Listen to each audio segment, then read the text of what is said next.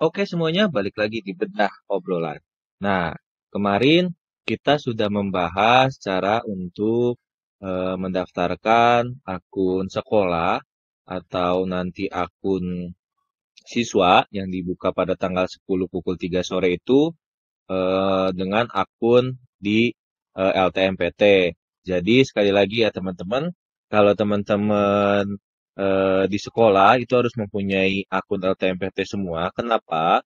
Karena kaitannya nanti teman-teman tidak masuk ke penetapan siswa eligible, tetapi mungkin bisa saja nanti kalian akan mendaftarkan untuk SBMPTN mungkin. Ya, jadi teman-teman tetap harus membuat akun LTMPT nanti pada tanggal 10 Februari pukul 3 biasanya dibuka pukul 3 sore. Lalu itu bisa nanti bareng-bareng di sekolah atau mungkin di rumah karena sistemnya website, tetapi biasanya karena takut ada kesalahan, kalau di tempat saya itu biasanya akan dibantu oleh pihak sekolah, tetapi tetap masing-masing individu yang membuat masing-masing. Kenapa? Karena akan menggunakan email pribadinya masing-masing. Oke, sekarang saya akan membahas dua topik mengenai urutan nanti agar teman-teman juga mengerti bagi siswa-siswi atau rekan-rekan guru atau operator juga yang baru ingin berkecimpung di dunia PDSS ini di 2022 agar mengerti langkah-langkahnya dan tidak salah. Kenapa? Karena sekarang akan ada tahap finalisasi. Jadi kalau sudah difinalisasi itu tidak bisa diganti, dirubah dan lain-lain. Jadi harap untuk berhati-hati. Bagi yang belum subscribe dulu ya channel ini di Bedah Obrolan. Lalu yang belum lihat video kita kemarin, langsung aja di pojok kanan atas ini ada tautan untuk video kita kemarin mengenai LTMPT. Oke, kita mulai.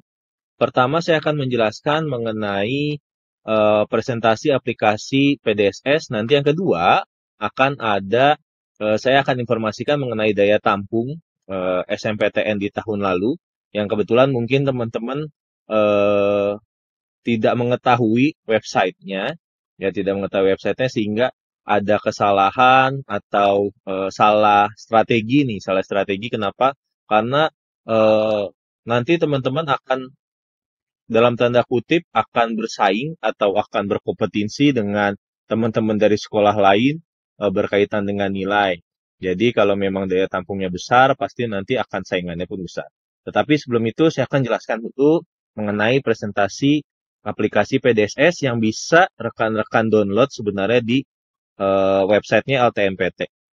Di menu unduhan nanti ada presentasi aplikasi PDSS 2022. Nanti di next kita akan ada panduan penetapan siswa eligible dan panduan registrasi ini sudah kemarin sebenarnya. Oke, kita mulai. Oke, kita langsung mulai saja mengenai presentasi aplikasi PDSS yang sebenarnya telah diinformasikan pada 24 Desember 2021.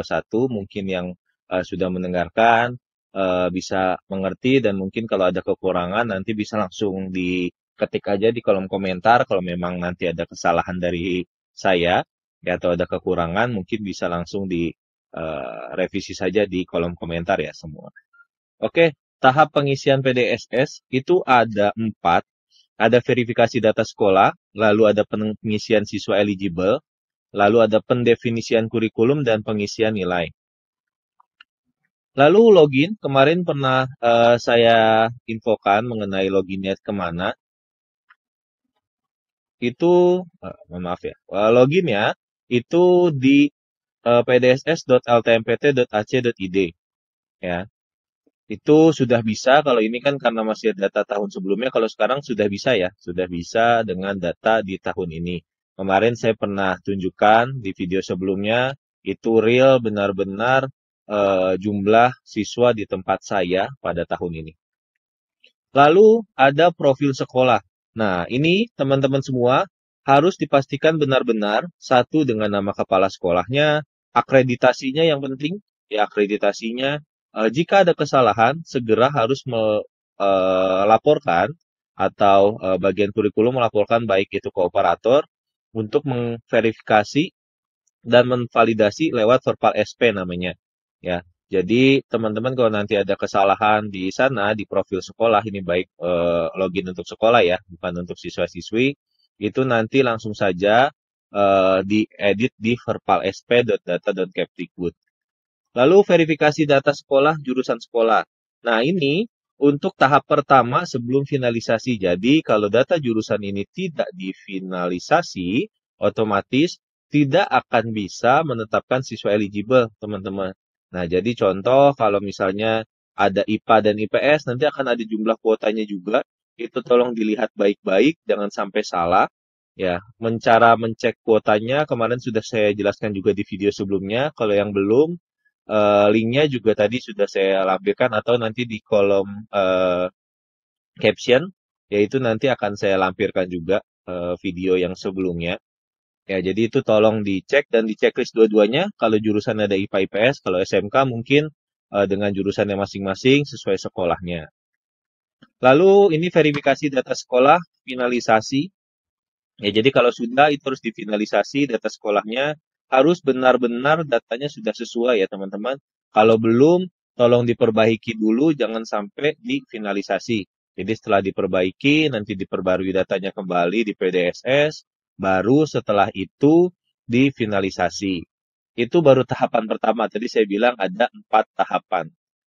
Lalu setelah itu baru bisa kita menetapkan siswa eligible. Nah, siswa eligible ini bisa kita tetapkan dengan dua cara sebenarnya, nanti dengan manual atau dengan import data siswa melalui CSV. Dan itu harap mengunduhnya hanya melalui website tersebut. Jadi jangan teman-teman bikin sendiri, lalu nanti upload, itu pasti nanti akan tidak bisa atau berantakan. Lebih baik nanti teman-teman langsung saja di download dari si websitenya di PDSS. Ya, setelah itu lanjut ke finalisasi lagi. Nah, kalau sudah teman-teman menetapkan siswa eligible, teman-teman langsung finalisasi data. Nah, banyak pertanyaan bagaimana cara menentukan siswa eligible dan lain-lain. Penetapan siswa eligible itu berkaitan kalau di website resminya kita cek ya kembali penetapan siswa eligible itu seperti apa di websitenya SMPTN. Lalu ya ketentuan pemelingkatan atau eligible jurusan IPA itu harus ada matematika, bahasa Indonesia, bahasa Inggris, kimia, fisika dan biologi. Lalu IPS itu matematika, bahasa Indonesia, bahasa Inggris, sosioekonomi, dan geo. Bahasa dan SMK itu bisa langsung dibaca sendiri. Lalu bisa menambahkan kriteria lain berupa prestasi akademik dan lain-lain. Jumlah siswa yang masuk dalam pemelingkatan sesuai dengan ketentuan kuota. Ya, mungkin ada beberapa sekolah yang memang menambahkan ya syarat dengan lampiran surat atau keterangan dia ingin mendaftarkan ke SMPTN atau tidak. Kenapa? Karena kaitannya dengan nanti perankingan.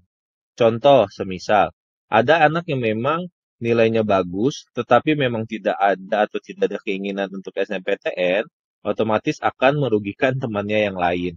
Nah, makanya ada beberapa sekolah yang melampirkan data atau melampirkan surat untuk apakah dia akan mengambil, jika nanti mengambil akan dimasukkan ke dalam siswa eligible. Kalau tidak, maka nanti peringkat, contoh misal kuotanya 20, peringkat 21 nanti akan naik terus ke atas. Ya, jadi ada beberapa sekolah yang mungkin seperti itu. Bisa saja atau ada lagi yang memang didaftarkan memang langsung, ya dia ambil atau tidak itu nanti terserah anaknya.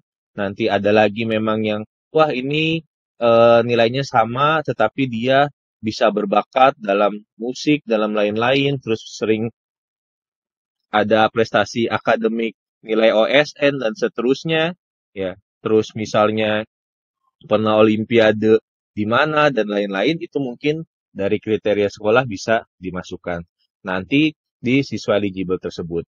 Ya, jadi kalau teman-teman itu pertama pasti syaratnya itu dari nilai yang tadi sudah ditentukan oleh LTMPT. Lalu setelah itu, setelah finalisasi siswa eligible, lalu akan ada pendefinisian kurikulum. Tadi itu langkah kedua ya teman-teman. Langkah kedua, ada pendefinisian kurikulum. Jadi semester 1 di tingkat 10 itu IPA atau IPS, nanti itu dia kurikulum apa, nanti mata pelajarannya apa saja, dan lain-lain itu nanti dimasukkan di sana.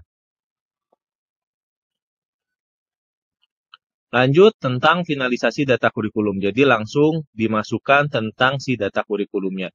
Ya, ini untuk langkah ketiga. Nah, langkah keempat adalah pengisian nilai.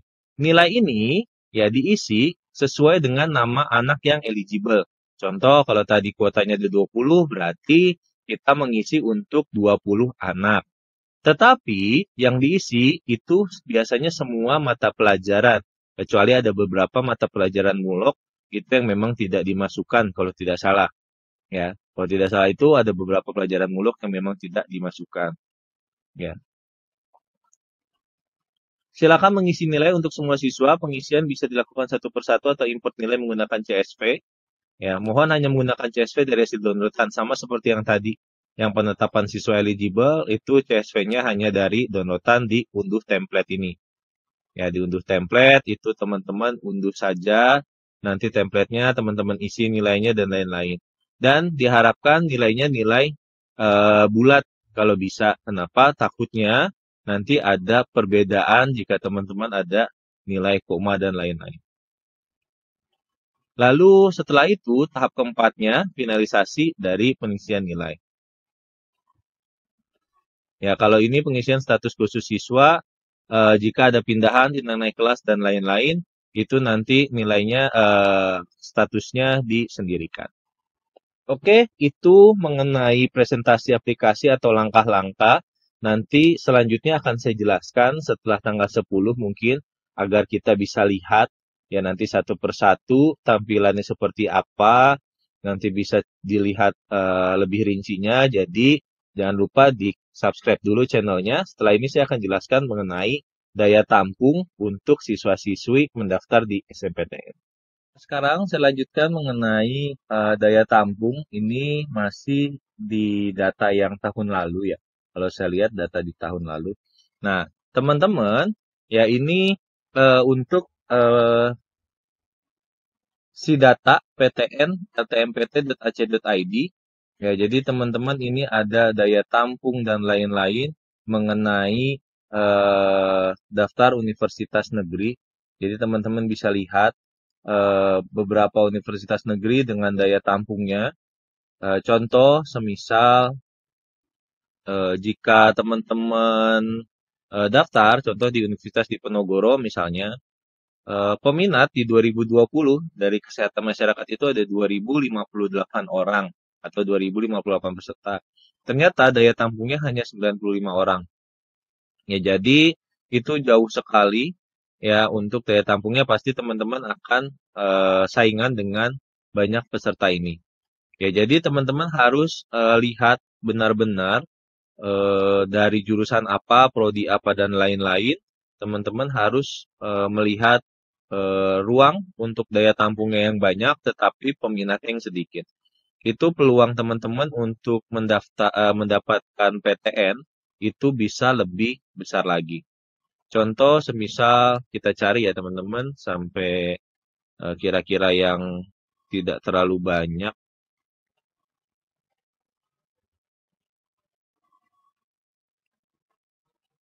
Ya ini masih banyak ya. Jadi teman-teman ini ada banyak sekali nama univ-univnya. Ya teman-teman bisa langsung lihat. Ya contoh ini ya ada ISBI di Bandung. Ya harus ada jenis portofolionya tetapi ya dia harus pernah ikut pusik dan lain-lain. Ya jadi contoh daya tampungnya itu ada 3, tetapi peminatnya 0. Ya, televisi dan film itu 33 tetapi peminatnya 0. Angklung dan musik bambu itu 10 tapi peminatnya pun 0. Ya. Jadi itu yang bisa kalian sebenarnya peluangnya lebih besar. Atau mungkin kita coba lagi cari apakah ada. Oke, ini contoh informatika dan keperawatan ya di Universitas Sultan Ageng Tirtayasa. Ya, daya tampungnya di 2021 itu 38, tetapi peminatnya 0. Dan keperawatan daya tampungnya 19, tetapi peminatnya 0. Yaitu bisa jadi nanti kalian akan lebih besar peluangnya masuk di PTN tersebut dengan jurusan yang ada dan berpeluang bisa kalian diterima di tempat tersebut. Oke, mungkin segitu saja. Nanti kalau itu kepanjangan video ini, nanti jangan dilewatkan. Nanti mungkin setelah tanggal 10 saya akan upload kembali videonya mengenai daftar LTMPT bagi peserta didik. Ya, jadi tolong sekarang di-subscribe dulu kembali channel ini agar nggak ketinggalan dari informasi-informasi mengenai SNPTN ataupun SBMPTN nanti ke depannya. Terima kasih semuanya. Selalu stay tune di Bedah Obrolan. Bye-bye.